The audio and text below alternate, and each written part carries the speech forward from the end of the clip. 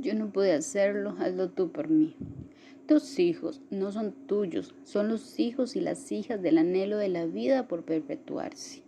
Llegan a través de ti, pero no son realmente tuyos, y aunque estén contigo, no te pertenecen. Podrás darle tu amor, pero no tus pensamientos, porque tienen sus propios pensamientos.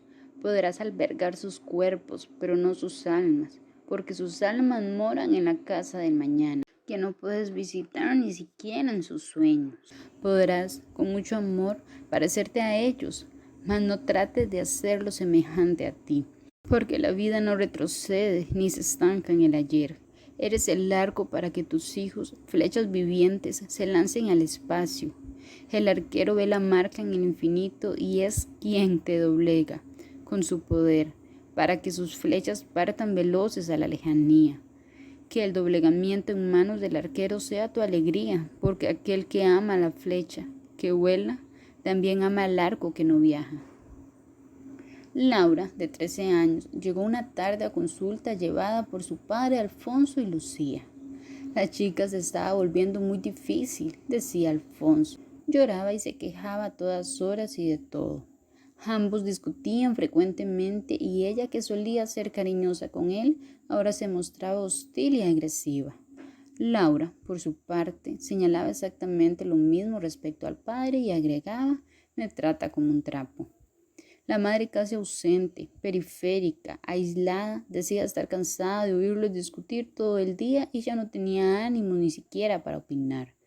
Cuando dos personas se relacionan como Laura y su padre lo hacían, no hay duda que ambos están muy dolidos y que detrás de sus agresiones se oculta la necesidad de amor y atención mutua.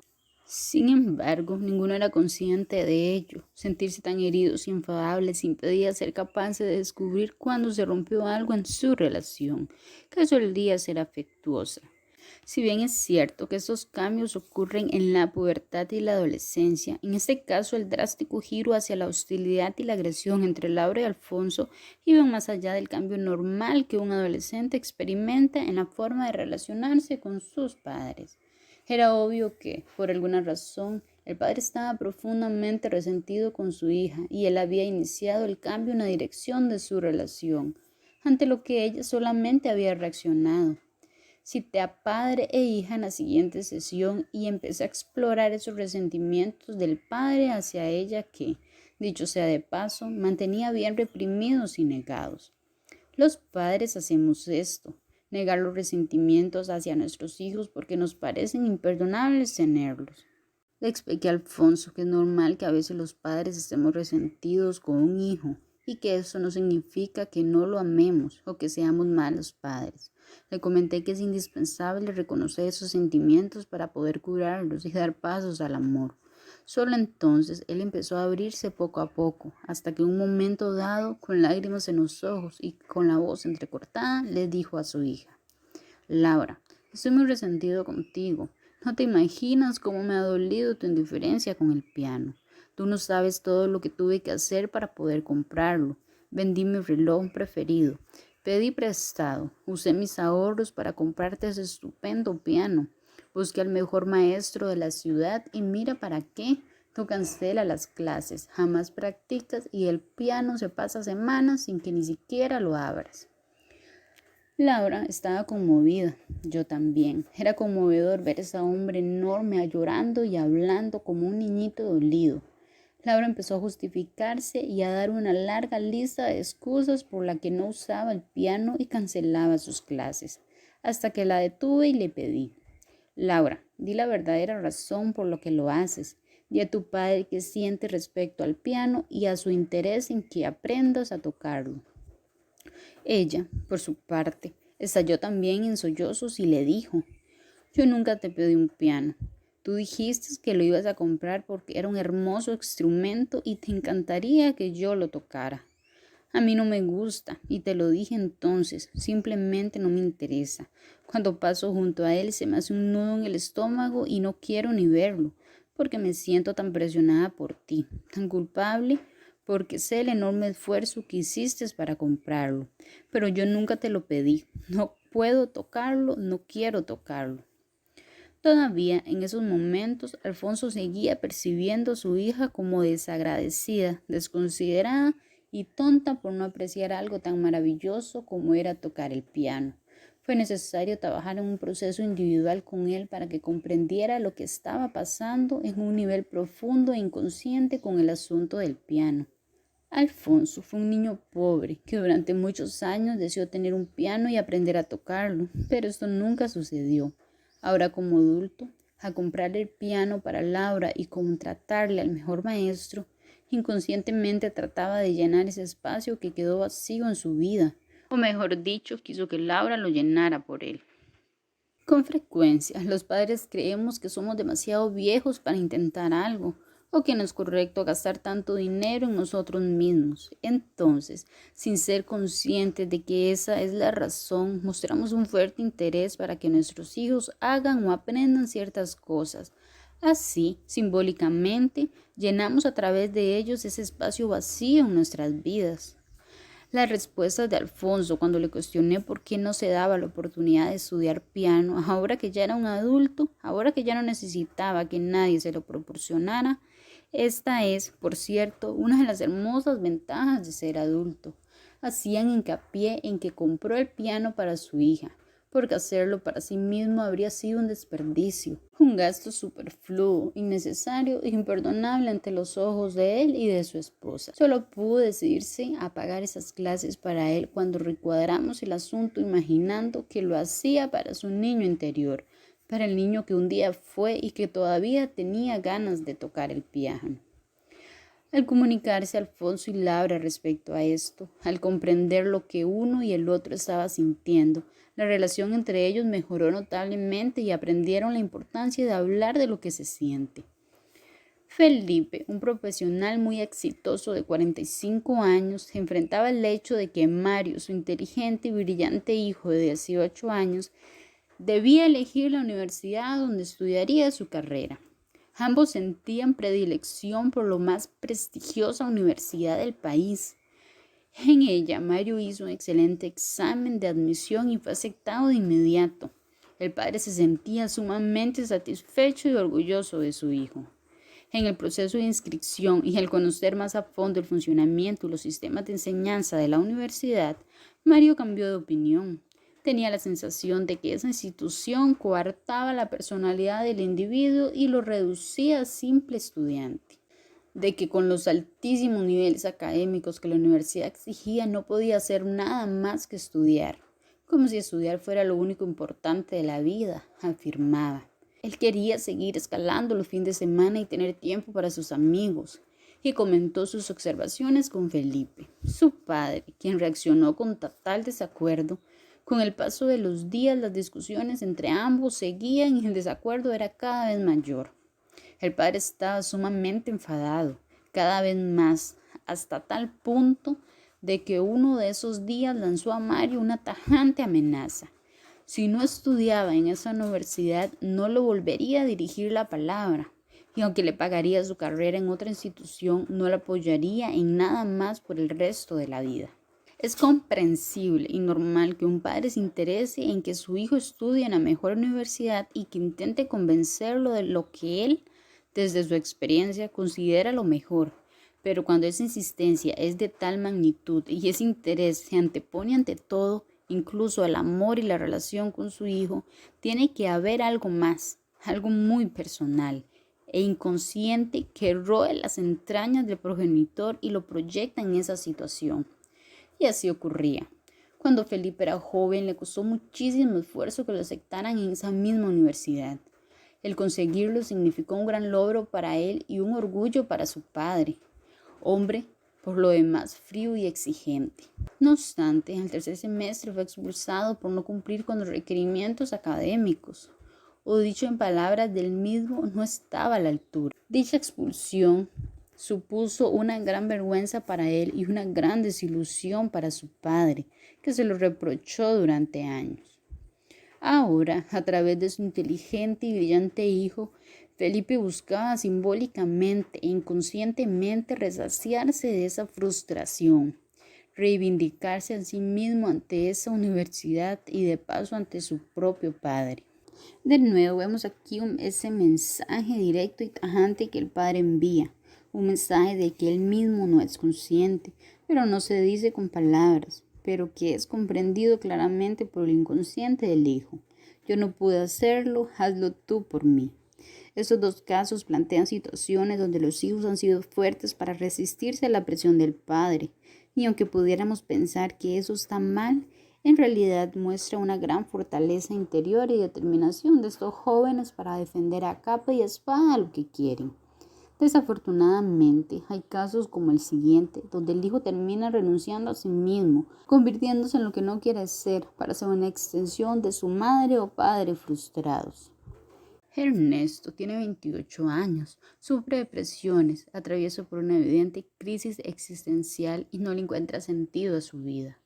Es sumamente sensible y le encanta leer libros profundos, filosofar, pintar, escribir. Posee toda la personalidad del artista y filósofo, pero es administrador de empresas con un posgrado en finanzas y está a punto de inscribirse en un máster en desarrollo organizacional. ¿Te gusta lo que haces?, le pregunto. Pues sí, por aquí está el futuro más prometedor, me contesta, con un tono de voz y un lenguaje corporal que no me permiten creerle.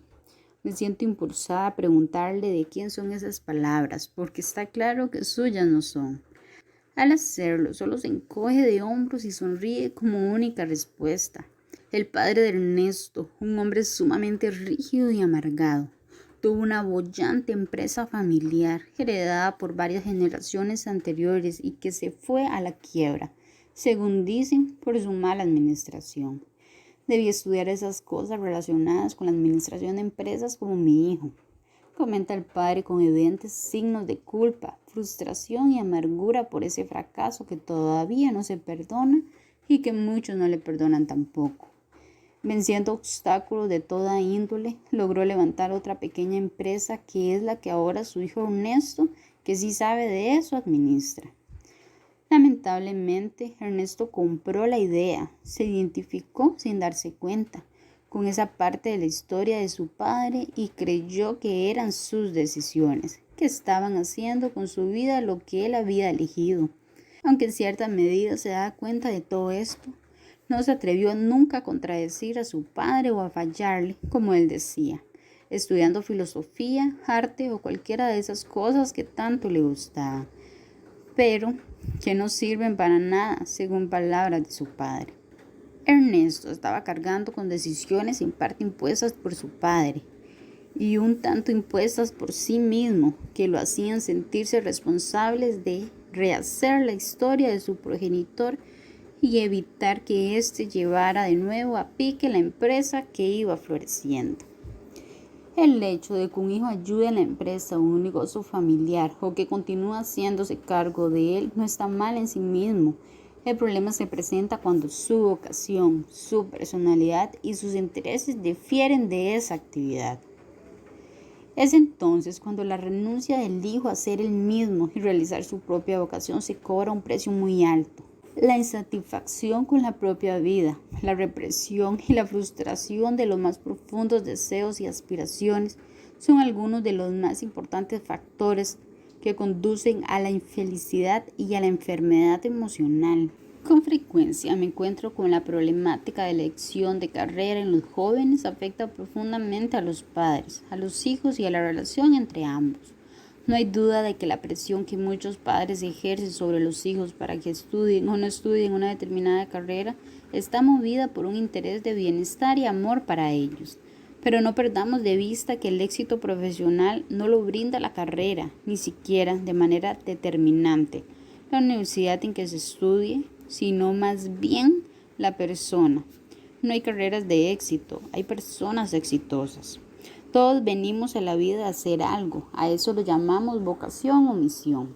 Nacemos con habilidades y talentos para ello. Desde niños sabemos cuáles son. Es más, jugamos a eso. Sin embargo, los miedos, los prejuicios y las opiniones de los adultos que nos rodean empiezan poco a poco a influenciarlos y a poner en duda esa claridad respecto a nuestra vocación.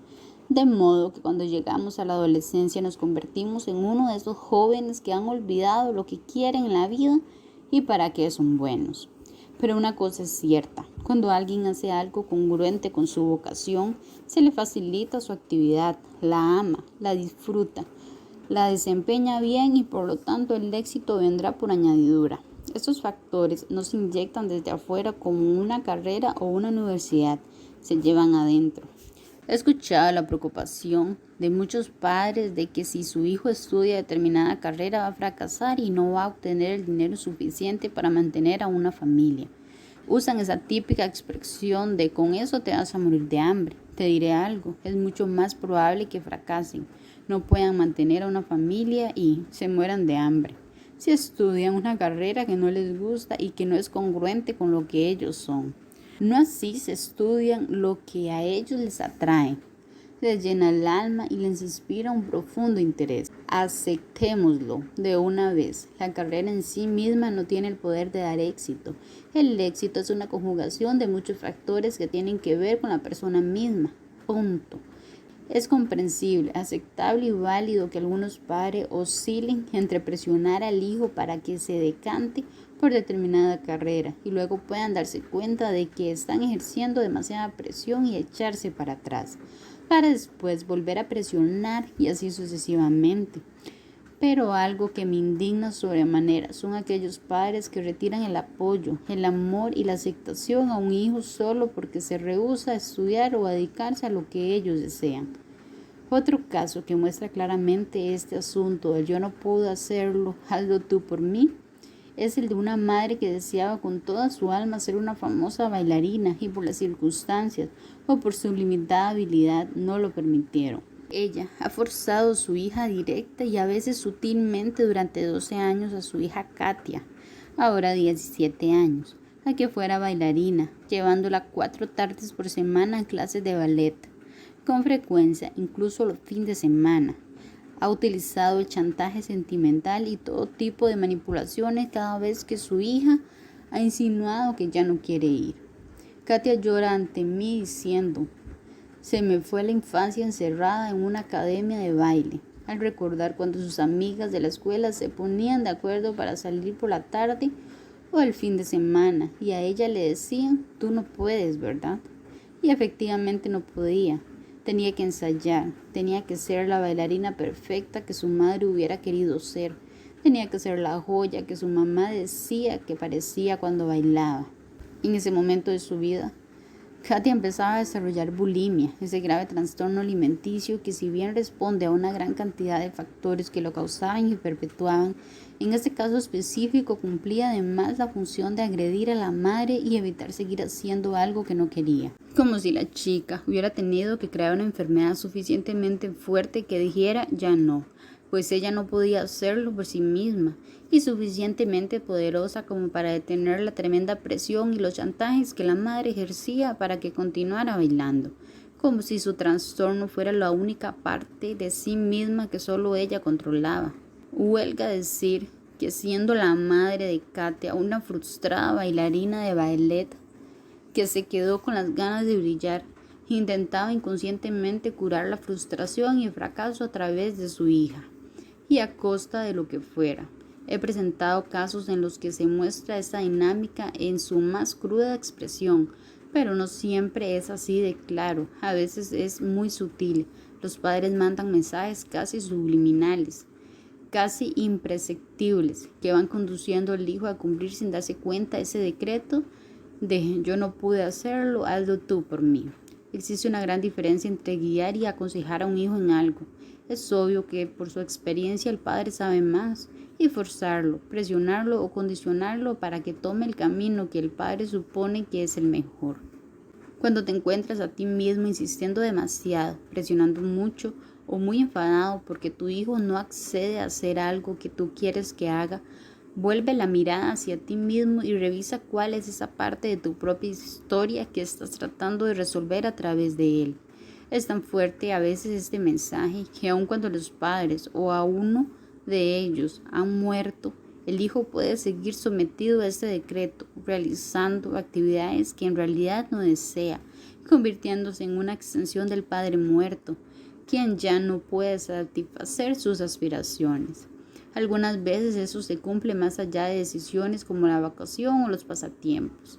Es decir, que se extiende no solo al hacer, sino también al ser. Ser como el padre o la madre hubiera querido ser. O hasta contraer matrimonio con el tipo de persona con la que el padre o la madre hubiera querido casarse. El meollo de ese asunto es así de claro.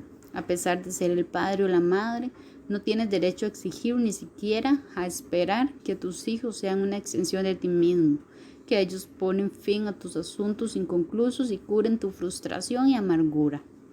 Curar la propia historia le corresponde a cada cual y siempre hay formas de hacerlo. Casi siempre podrás llevar a cabo esas cosas que te quedaste con ganas de hacer, como Alfredo y el piano. Y cuando ya tu realidad no te lo permita, como en el caso de la madre de Katia y el ballet, te queda la posibilidad de trabajar y reconciliarte con tu propia vida, amar tu pasado tal como fue, encontrar la manera en el aquí y ahora, de acuerdo con tu realidad, de construir un proyecto de vida que te haga ser lo más feliz posible. Eso es real, eso se puede hacer. Y si para lograrlo requieres de ayuda profesional, adelante, búscala. Reconcíliate con tu propia historia y deja libre a tus hijos para vivir la suya, desarrollando sus propios talentos y cumpliendo el propósito para el cual están aquí.